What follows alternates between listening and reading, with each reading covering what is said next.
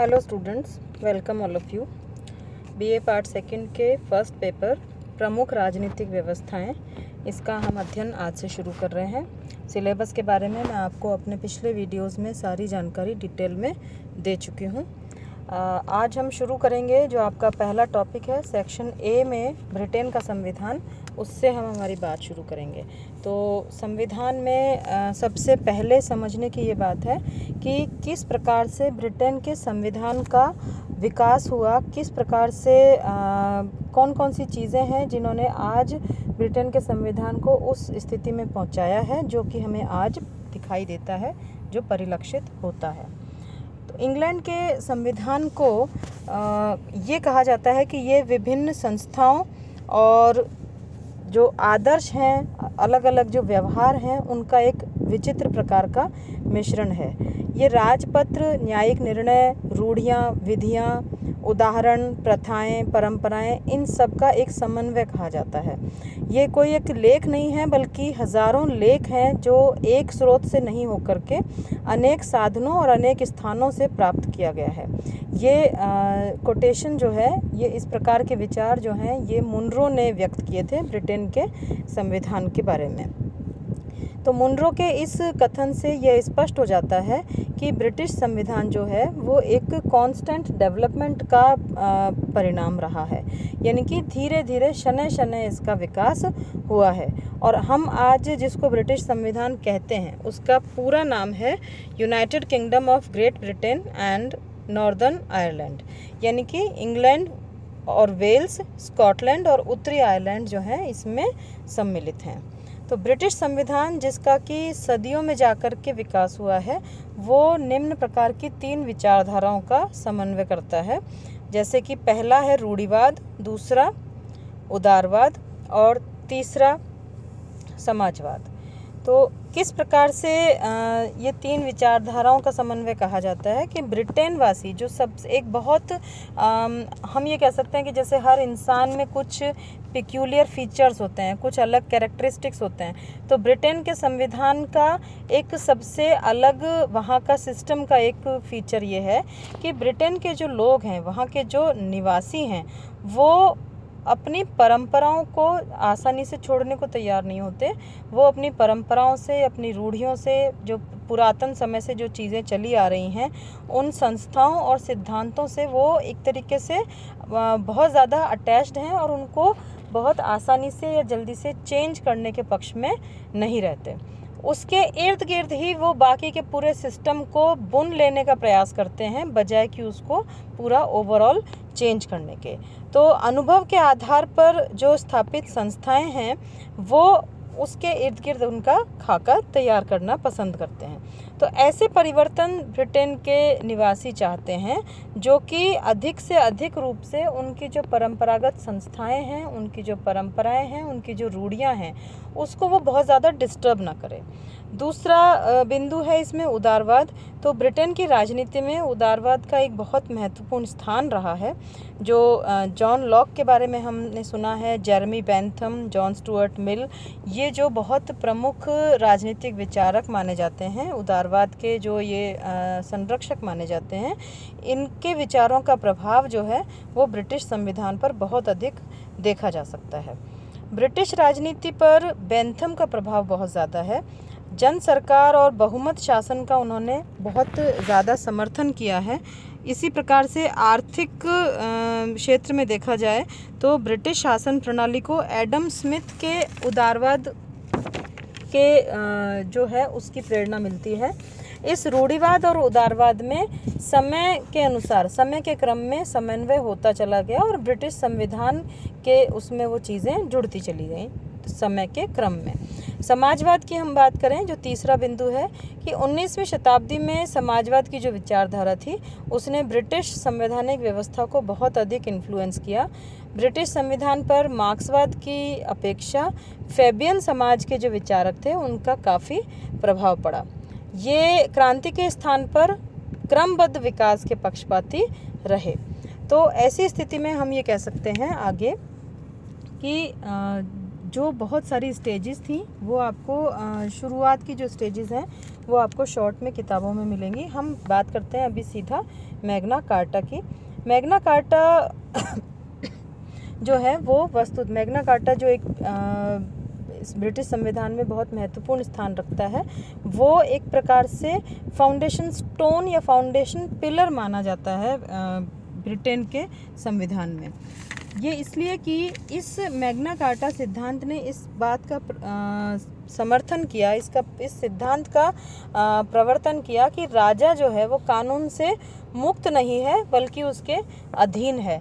और यही चीज़ आगे विधि का शासन, जो हम एक पूरा फुल फ्लेज्ड चैप्टर पढ़ेंगे, उसका भी आधार यही है कि ब्रिटेन में विधि का शासन है, यानी कि हर व्यक्ति, चाहे वो राजा से लेकर नीचे एकदम संतरी तक, यानी कि ऊपर के लेवल से नीचे के लेवल तक का जो व्यक्ति है वो कानून से ऊपर नहीं है, वो सब कानून के नीचे है। और कानून सबके लिए बराबर है।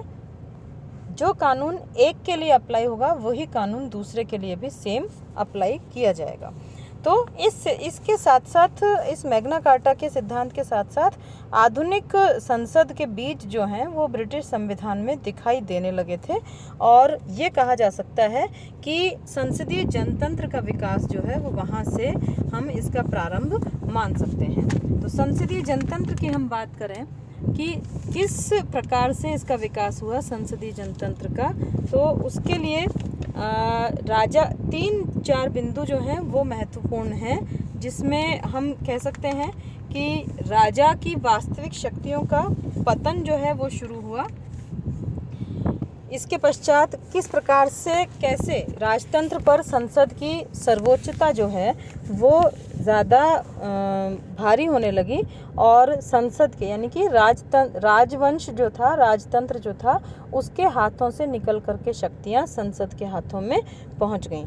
दूसरा बिंदु कैबिनेट का विकास या प्रधानमंत्री और मंत्रिमंडल की अध्यक्षता का जो सिद्धांत था उसका सूत्रपात हुआ। इसमें ये कहा जा सकता है कि कुछ घटनाएं जो थीं, उन घटनाओं के कारण चीज़ें सारी किसके उसमें आ गई। जैसे कि हैनोवर राजा जो थे उस टाइम पर, वो इंग्लिश नहीं जानते थे और उन्होंने संसद और मंत्रिमंडल को अपने हिसाब से काम करने के लिए फ्री छोड़ दिया और मंत्रिमंडल की बैठकों में सम्मिलित होना या उसकी चेयरमैनशिप करना वो सब भी उन्होंने छोड़ दिया। तो इस प्रकार से ये एक चीज़ तब से शुरू हो गई कि उन मंत्रियों में से ही, यानी कि जो मंत्री थे उनमें से ही किसी एक ने उसका अध्यक्षता करना शुरू कर दिया और ये फिर प्रधानमंत्री कहलाने लगा ये व्यक्ति। और ये एक परंपरा बन गई कि जो मंत्रिमंडल होगा उसका जो अध्यक्ष होगा तो उसको ही प्रधानमंत्री मान करके और उसके हाथों में ही सारी शक्तियाँ दे दी जाएंगी। तो ये एक प्रकार से इस तरह से ये प्रथा स्थापित हो गई। तो राजा जो है वो वास्तविक शासक नहीं था अब, और वो सिर्फ एक कॉन्स्टिट्यूशनल हेड बन करके रह गया और जो एक्चुअल पावर्स थी वो सारी राजा के हाथों से निकलकर प्रधानमंत्री और मंत्रिमंडल के हाथों में पहुंच गई। तीसरा चीज़ है अपना मताधिकार और लोकसभा की जो शक्तियां थी उनका विस्तार। तो हैनोवर वंश के प्रारंभ से ही संसद के अधिकारों में वृद्धि हुई, लेकिन आंतरिक रूप से संसद उतनी शक्तिशाली नहीं थी। तो ये कुछ अधिनियम थे जिनके द्वारा धीरे धीरे समय के क्रम में एक एक करके क्रमिक विकास जिस तरीके से होता है, ये माना गया कि संसद के अधिकारों में कुछ अधिनियम थे जिन अधिनियमों के पारित होने के पश्चात संसद के अधिकारों में वृद्धि होती चली गई।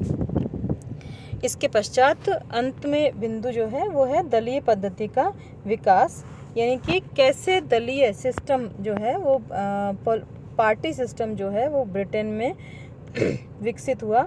इसका विकास जो है वो स्टुअर्ट काल में ही हो गया था और इसमें जितना भी उस टाइम पर जो भी, जैसे एक पार्टी या दूसरी पार्टी, जो भी पारस्परिक विरोध थे, मतलब दो अलग अलग पक्ष थे, तो जब वो एकदम बिल्कुल क्लियर कट विपक्ष, क्लियर कट जब उनमें एक प्रकार से पार्टीशन हो गया तो वो राजनीतिक दल का रूप ले लिया उन्होंने, और इस प्रकार से ब्रिटेन में द्विदलीय प्रणाली जो है वो स्थापित हो गई।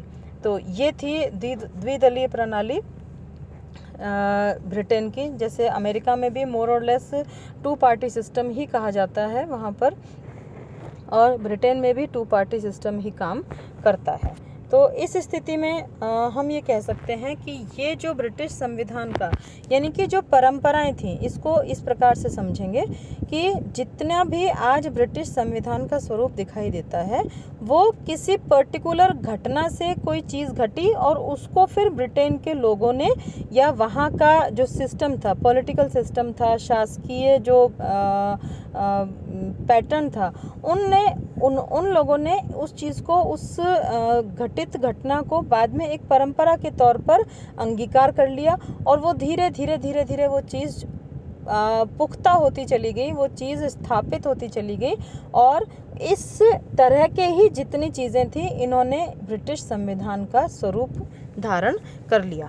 तो इस कारण से ये कह सकते हैं कि इसका ये अलिखित संविधान है और इसी प्रकार की जो परंपराएं हैं, इसी प्रकार की जो चीज़ें हैं जो समय के क्रम में चल करके स्थापित हो गई और चूंकि ब्रिटेन के लोग जो हैं वो बहुत ज़्यादा परंपराओं को पकड़ के रखने के पक्षधर होते हैं, वो चीज़ों को चेंज करने के पक्ष में नहीं रहते।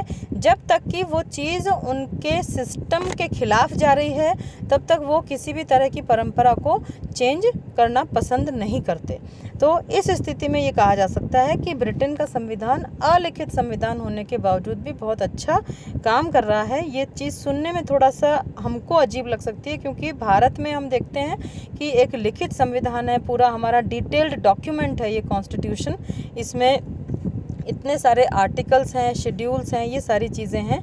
लेकिन अलिखित संविधान भी, जैसे ब्रिटेन का हमने एग्जाम्पल देखेंगे और अभी आगे पूरा हम इसका संविधान का पूरा आगे डिटेल स्टडी हमको करनी है, तो उससे हम ये प्रूव कर पाएंगे कि अलिखित होने के बावजूद भी वहाँ का संविधान जो है वो बहुत अच्छी तरह से काम कर रहा है।